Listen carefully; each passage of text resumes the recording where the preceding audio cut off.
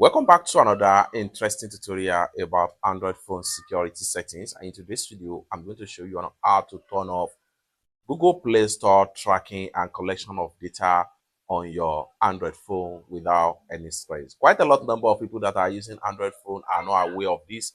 And as a result of that, I decided to make a video about it. So if you are the type that are much more concerned about your privacy and you want to stop Google from collecting your data and send it to developer, consider to stay tuned to this video and see some of the things you need to turn off right now in your Google Play Store on your Android phone. So let's begin. The very first thing you want to do is go ahead and open up our Play Store. Having opened up your Play Store, next thing you want to do is to go ahead and click on your profile icon. The next thing you want to do right here is to go ahead and make sure you click on Play Protect. Under the Play Protect right here, go ahead and click on this setting icon. So at this point right here, go ahead and make sure you turn off this option. By turning off this particular option, Google will stop sending your data about apps you use and everything you do on the app to developer with turning off this particular button right here.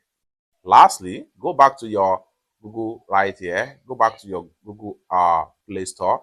Then go ahead and click on your profile icon again. The next thing you want to do right here to scroll down right here, go ahead and click on Settings. The next thing you want to do is to go ahead and click on General. Then scroll down right here under App Install Optimization. Send data to Google about which part of the app you use, making app faster to install, open and run everyone on Play Store. Go ahead and make sure you turn off this. Lastly, go ahead and make sure you turn off this particular button as well.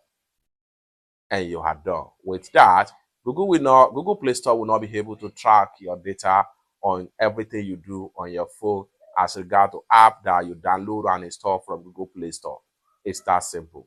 For more useful tutorial like this about privacy and security setting on Android phone, consider to subscribe. Thank you so much for watching, and I hope to see you in my next video. Bye for now.